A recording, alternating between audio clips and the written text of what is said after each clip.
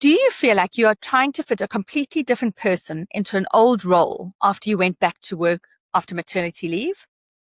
Well, on Sense by Meg Faure this week, I'm talking to Denise Heavey. She is the founder of Mentorhood Jersey, and she currently serves as a recruitment director at Great Recruitment UK and as a non-executive director of Citizens Advice Jersey, where she contributes to strategic initiatives that empower the local community. Denise founded Mentorhood that supports parents and caregivers with navigating the return to work and to advocate for family-friendly employment practices across the island. We speak about something that we don't say out loud often enough, that motherhood doesn't make us less capable, it actually makes us better. And yet the world of work has not caught up with this fact. We talk about the motherhood penalty, and we talk about the impact of new parenthood on dads too. And we mention a name that you won't have probably heard of before, which is the fatherhood forfeit, because dads are losing something too. The school pickups, the sports days, and the moments that they want to and should get to show up for. We dig into why the village has disappeared and why the loss of it is at the heart of so much isolation that new moms feel. We get practical. So if you're sitting at home right now wondering whether or not you've lost your confidence, your identity, or your place in the working world, well, Denise has real, small first steps for you. Not big, overwhelming ones, just a way back to yourself. This conversation was fabulous, and I think it's going to move you. And it might just change the way that you think about what your workplace or you should be doing differently. So grab your earphones, settle in, and let's talk about redesigning the return to work for mums and for dads. Welcome to Sense by Meg Faure, where we make sense of the art and science of parenting. Parenting is grey and gritty and beautiful all at once. And my life's work as a healthcare professional is helping parents to feel more confident in a season that can feel quite overwhelming. Each episode, we share honest conversations with real mums. We dive into the science with experts, and we simply make sense of it all in very practical ways. This is your space. You are not alone. You are held. So let's unpack the journey of a lifetime with sense. I am so excited for this conversation today. I met Denise about a week and a half ago in Jersey, Channel Islands, and we just had this incredible meeting of minds partly around a number of conversations, from losing the village to return to work to the pressure on women and mothers nowadays. And so I really wanted to have her onto the podcast. So Denise, I'm super excited to have you here. Thank you. No, I'm really excited as well. And I think we had a meeting originally booked in for about an hour, but we could have spent all day talking about this subject. Well, exactly. Absolutely. You know, I've been so interested just having a look at the organization that you founded and are working in, which is called Mentorhood Jersey.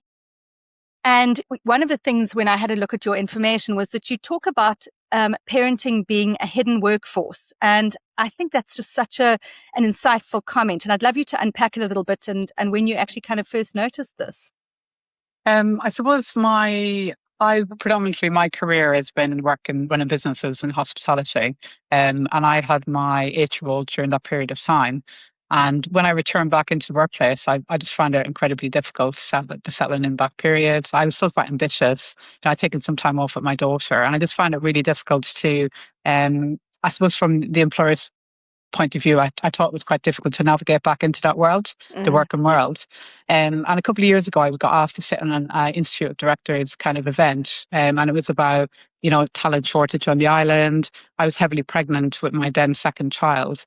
And I had to really speak up and say, look, you've got this incredible pool of, talent in parents, predominantly women, that return back into the workplace and we're left quite stagnant in our career.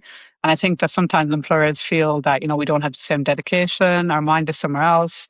When anyone who's a mother knows that you are masters of multitasking and, all these new skills you've developed as being a parent. So I think sometimes when we look at skill shortages, we don't take into account all these women that have had fantastic careers, have taken a step out, rightly so, to look after, their children and those most meaningful years of their life and them early years. But at some stage, they want to come back in and really, really, add impact back into the workplace. So we sometimes forget that is what I mean by that phrase. Yeah. And, it's quite interesting because I think that because of the way in which business is structured, that it says when you return as the same person with the same terms at the same hours. When you take that, let's say, square hole, and you try and put this round peg into it, who is now completely different, has a different skill set and also different demands and needs on their time and so on. You're actually really trying to put a square peg into a round hole, or a round peg into a square hole. And actually it's cutting out an enormous amount of women who otherwise would be an incredible asset if they did return to work and if they could. One of the things I've noticed in my business, which is almost entirely women, we have 13 women out of 15 employees. Amazing. And of those 13 women, 80% are mums as well. And I can tell you that they are not the same person as they were before they had children, but I actually think they're better.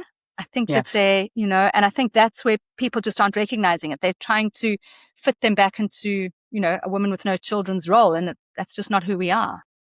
Exactly. And I think that sometimes, like, I came back and I was working 9 to 2, but I knew within them hours I wasn't procrastinating in the kitchen talking about my holidays. I knew that I had to, and I had KPIs. And I always said that, like, we had a specialist over in Jersey, looking at kind of how, productive the workforce are in parents.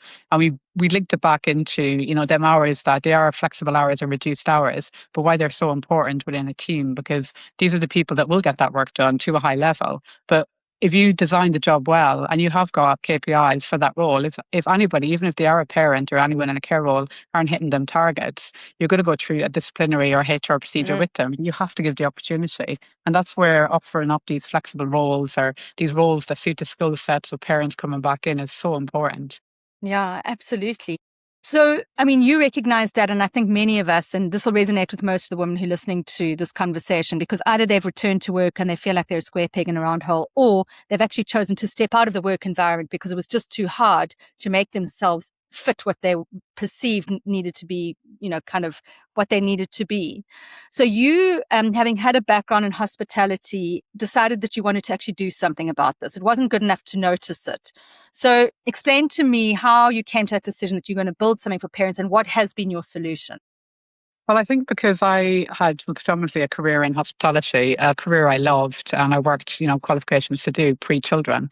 And then with my 8-year-old, I had to go through IVF. So, like, I went through an 8-year journey to have my 8-year-old, which was really incredibly stressful. And it wasn't something that I could openly speak to my employer about. So a lot of my appointments were, running to the hospital on lunch breaks, or, taking my trigger shots in the fridge beside me when I was, between meetings and, or between service. So I didn't have that open conversation with my employer. And it really made me sad that, I had a good relationship with this person, but I couldn't have that conversation with them, because I felt that I was getting to a stage where I was going to be offered a promotion, I was going to be offered shares in the business. I was on very much a bonus scheme, and I thought that I would be kind of pipped against other people, and I potentially wouldn't be open to that because of my situation with trying to get pregnant. Which I'd like to say a lot of workplaces are much different now. That was that was 9 years ago, but my 8-year-old, so I would have been going through the early stages of IVF at that stage, but incredibly stressful time. And I looked back at that period, and I feel sad that I had to leave an industry I loved, because when I came back into the industry, it wasn't equipped for someone like me who was a mother. I wasn't able to work, the reduced hours. Sometimes I'd have to, my daughter would have to come in, I'd have to put her in the corner, give her colouring and some watermelon, which she loved, and I would have to just maybe work an extra hour. So I found it incredibly stressful. And then her dad would come and we would do handover, because I still tried to stay at a senior level. And then I realised I can't maintain this level of care I want to give my daughter and be at that level. So I have to take a step back, which I retrained, and I did some qualifications in recruitment. And that's where I saw just an influx of really credible people coming in that were predominantly mothers with really good skill sets, trying to get that opening back into a role. And that's where I found it was a real struggle sometimes to get the employers to match these wonderfully talented women. Absolutely. And so what you're building is a platform, a voice for these women where you're advocating back into business to say, you guys are missing a trick here. These guys are gold, and we need to look at how we can accommodate women. Is that kind of what you're building? Yeah, so the workshop, we predominantly do workshops. So we tried to do the workshops originally. So Mentorhood was set up predominantly to do workshops, and it was for anyone in a care role. Mentorhood's a play on motherhood and manhood. So it's anybody in a care role that was looking to return back into the workplace. So the first set of workshops we ran a year ago, we had 100 parents through them. And I took on the career guidance part where I sat with them, just said like, okay, understand the family dynamic, what kind of roles are you looking for? How can we support you into that role? I went through CV writing, mock interviews, LinkedIn presence, and then we had a confidence coach that worked with them because, there's obviously a lot of science out there about how women lose their confidence after having a child. And we have imposter syndrome with trying to go for better paid roles or sometimes for asking for promotions or for more money. So we have obviously a gender pay gap there as well. So we did a lot of work with a confidence coach. We had a lady who does tapping on the island for anxiety.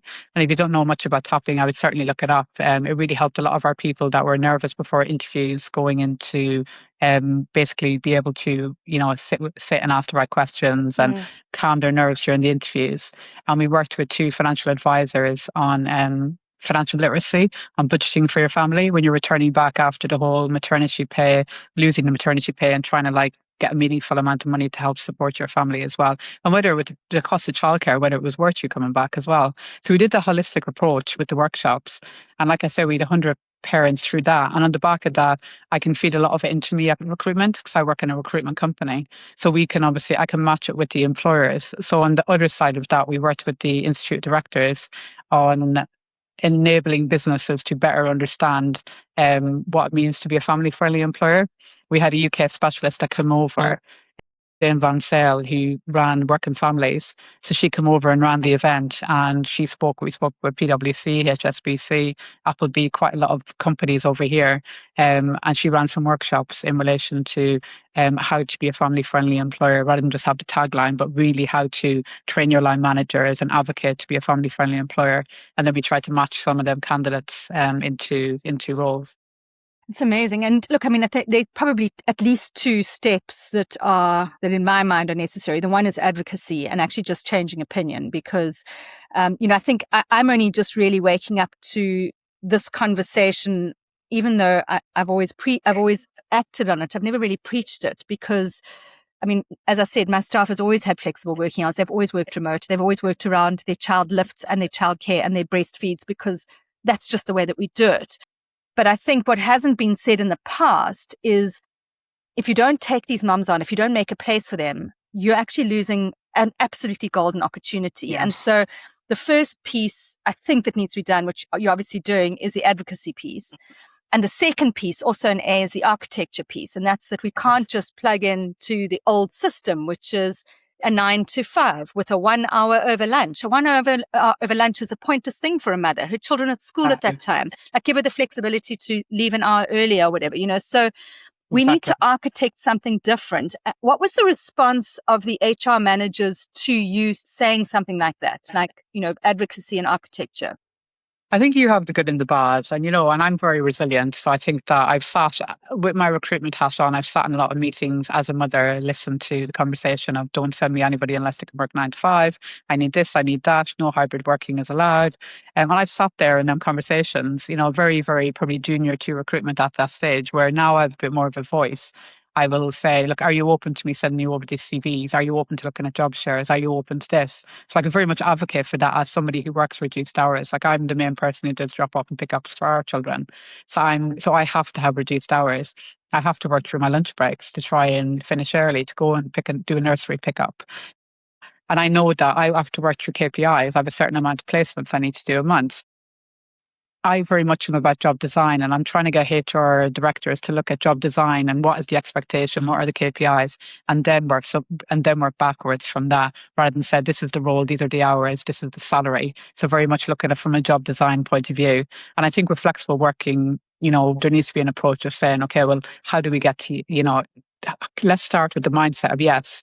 And then maybe it will be no, but let's start with the mindset, yes. And how do we meet somewhere in the middle for a lot of these people that will have, and it won't just be parents. In Jersey at the moment, we've got an aging population. So we have a lot of people that will be, looking after children, but looking after elderly parents, or will be maybe looking after an auntie or, a brother or however that works. So there are, as much as we put it back to, I think mentorhood was set up for anyone in a caring role. Predominantly, we deal mostly with mothers. But I think anyone who is in a care role that needs just that, that bit of support to try and get a better paid role or to get back into the workplace, we'll certainly support you.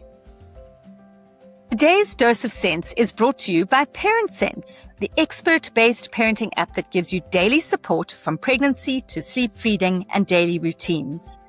Take the guesswork out of parenting by downloading the Parent Sense app today and use the code SENSE50 for 50% off.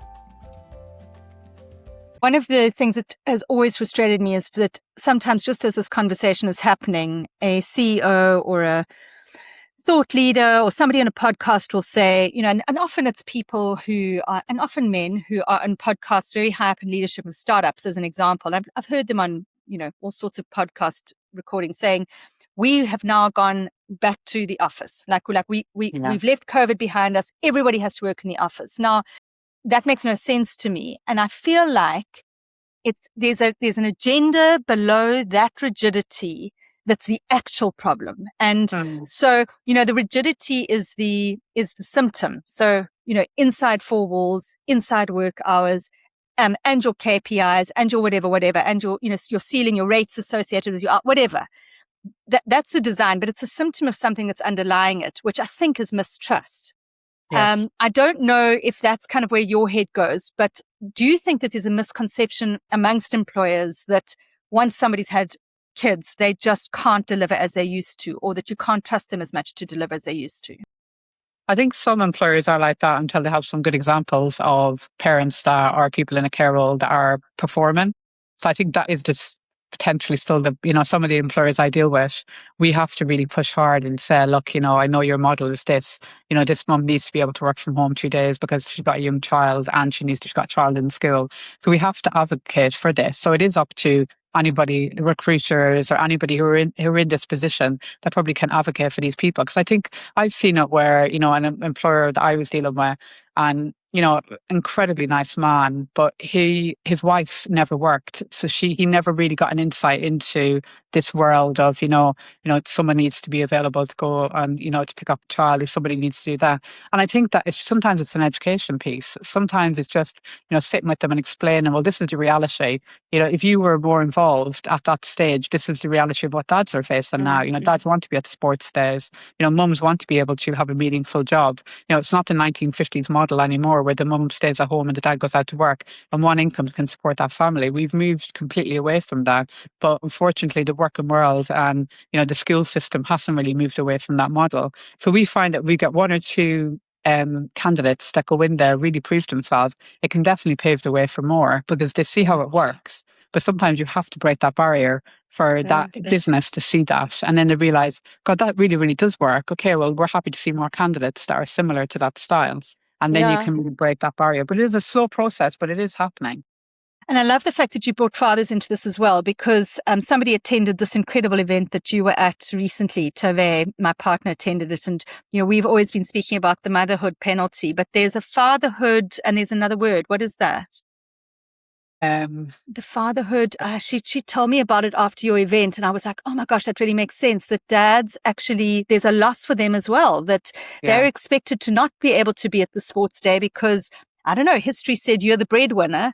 And so there's a loss for them as well. I'm going to try and remember that word, but it was just so, when she said it to me, I was like, yes, that's it. It's not just women who are losing. We're losing the opportunity to return to work maybe, but dads are losing the opportunity that they should have to be engaged with their children's lives. Exactly. And I think, dads want to be now. It's very different with my parents. And my dad was involved, but not to the extent my partner is. And I suppose there is an expectation for him to be involved because I work, it's not, and I need him to, he's got a great relationship with his daughters because of that as well. He'll take them, like he's often, he'll take every second Wednesday off with them. On our last child, we shared paternity leave. But the difference in the relationship, you look at how she's got that relationship with her dad and she'll understand that. And as young girls growing up as well, I think that's really, really important. And we're really mindful of how they see the shared care role in the household and how they see mummy going out to work. And, I talk to them about my work and my career and they know it's a big part of me, but I am a mum and that's first and foremost. I am a mum and I love them very much. Where I didn't have that with my mum. My mum, I adored the ground she walked on. I'm one of 9. She brought up 9 children. Wow. And God love her. I always thought that my dad had a hard job. And then I realized my mum was at home with 9 children. And just my perception of Exactly. But like, Yeah. but my perception of kind of women in the workplace, I didn't have that growing up. And I suppose Yeah. that's why I advocate very heavily for the work I do, because Yeah. I see these really incredible women that, just need the opportunity and that need that fulfillment for them as well, because you can be the most amazing mother, but if you get a career or a spark, even if it's working in the charity sector, something that sparks your energy, that's going to benefit your young son or your young Mm, daughter, because they're going to see, this is mummy's kind of fulfillment. She's got mm. me and she loves me very much, but this is part of her fulfillment as well. Yeah. Yeah. She's more than that. It's amazing. Yeah. I think one of the things that, when I think about some of the losses that our generation of moms suffer much more than any other previous generation, one of the things that really comes to mind is the loss of the village. And that is Yes. that, I think previously, and I mean, I certainly had it where my mum was close enough where she would go and fetch the kids if I couldn't make it. And so it allowed me a lot more flexibility at work. And of course now, and particularly in a place like Jersey, which is where you are, childcare is very expensive. And a lot of people who are living here are expats. And so they're far away from their support system. And so this loss of the village has further played into the lack of the ability to actually return to work because there's nobody else to support you with raising the children. Previously, going back hundreds of years, if you were the person who was going to go and work in the rice paddies or wherever it was, there was a village who were taking care of your children, and you could actually hold other roles. It wasn't just you that was holding this one role. And so this village has been really lost, and it has an enormous loss for women. So what does it look like what does it look like day to day to start to rebuild a village? I know that that's something that you talk about a lot in Mentorhood. Yeah, I think as well, a big reason for setting it up was definitely to progress the workshops. What it was to create a network. And I think with the feedback we've had from the first set of workshops from 100 parents was isolation. So that was a big thing for them. It was like they haven't really found their clan, they haven't found their network, they haven't found their village. And we tried to create like meetups quite regularly. I had a mum there yesterday who contacted me with a 7-week-old baby. And in Jersey, we seem to close a lot of the clubs in the summer because people go on holiday. So she was connecting with me to ask, do I know any clubs open, and do I know any other parents with babies similar ages? So one message goes up in the group and you've got 4 mums that are saying like, well, I've got a baby similar age. I'm happy to meet you at the park. I'm here every Wednesday. And little things like that just create a bigger world for that mum. So if her world is quite small with that baby and she's not from here, and she just moved here into a role, and then she's just trying to kind of find her feet. It's little steps like that where it's kind of like, well, I meet here every Wednesday, or I meet here every Monday. I'd be happy to like go for a walk. And slowly you start to build connections. Your children start to build connections. And we're trying to do more of that where we just have regular meetups and, we connect mums with children similar ages so that they can slowly start building it. Because unfortunately in Jersey, we are quite isolated. A lot of people don't have grandparents or don't have families here. So you do rely on that network to try and bring up your children and try and support you with bringing up your children, and for you as well as an individual. Yeah. It's so interesting. I was at a psychiatric conference just recently. I was lecturing to a group of psychiatrists, and a woman came up to me afterwards, and I don't recall the word that she used. And again, I feel like I'm having terrible word finding issues, but both of them were new concepts to me. But she spoke about something where a woman takes care of another woman's child, and you kind of cover for each other. And there's actually a term for it. And she was talking about the anthropological background to it and how it happened in generations gone by. And I suddenly realized we don't have that. We rely on nannies and nurses and caregivers, but actually, we should be relying on each other. And we just don't get to do that because this village has been so badly disrupted. No, I totally agree with that. I suppose I talk a lot about it and write a lot about it because my own upbringing. And I always said that like my parents, like we didn't live close to my granny. And, even though my dad was one of 9, a lot of his brothers lived in England. So we didn't really have that big connection.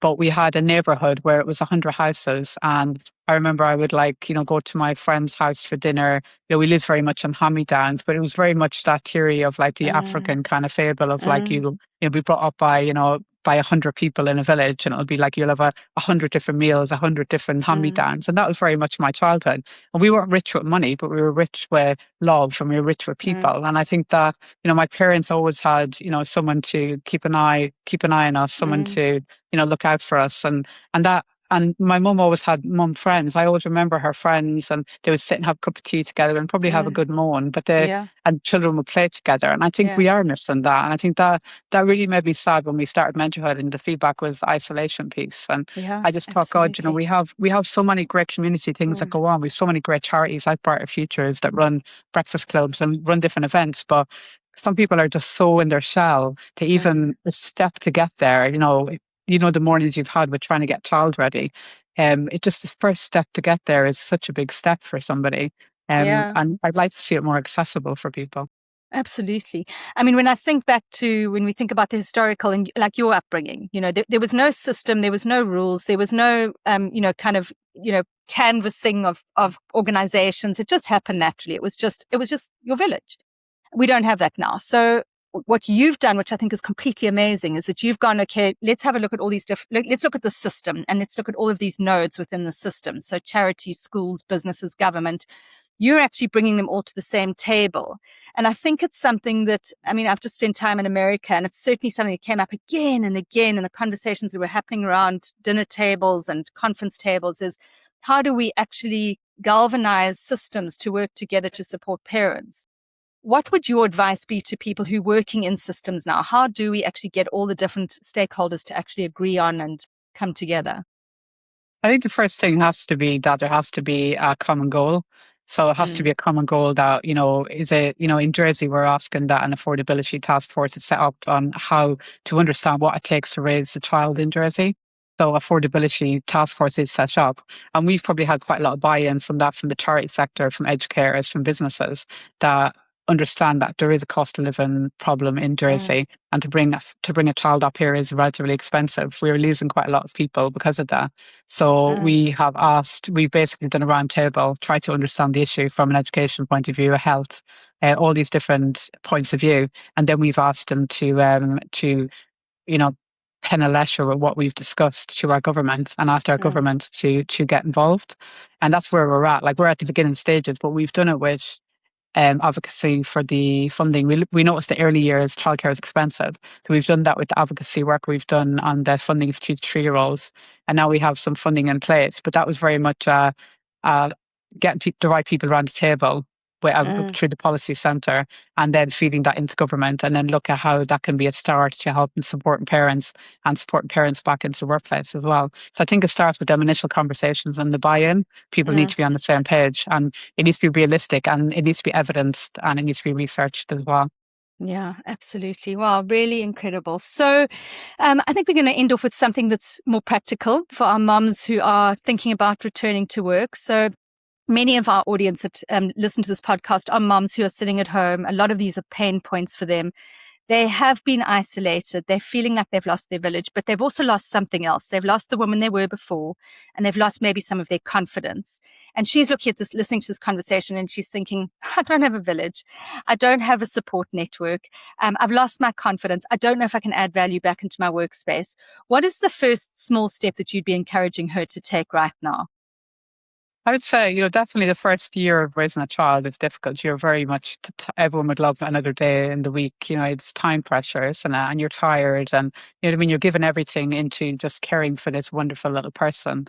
And I think it's, I always say like, be kind to yourself and take it in small steps. And I think that even if you can like, look at, parent sense of that wonderful app now, if you can look at, well, what's around me, you know what I mean? Maybe I can like, read something. I look at what you enjoyed to do before you had that child, whether it was you enjoyed writing, whether you enjoyed kind of, researching something, whether you enjoyed kind of like listening to a podcast like this. It's them small steps to look at, something that will give you enjoyment for you, not as a mother, but enjoyment for you.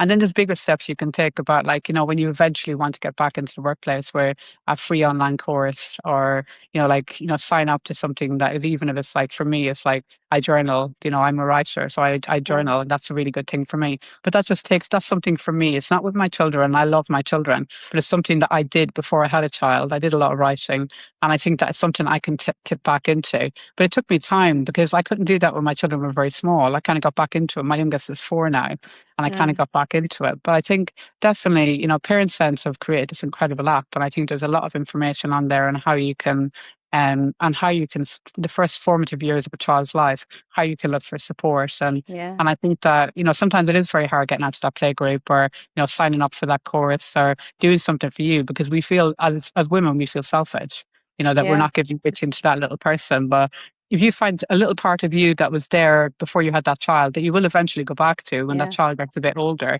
try and tap in a little bit to that, even if it's for 5 minutes a week, even if it's for half an hour a week, wherever you get that time. Definitely try and do that for you, 'cause it's so important. You have to fill your own cup, don't you, before you look after that little Absolutely. person.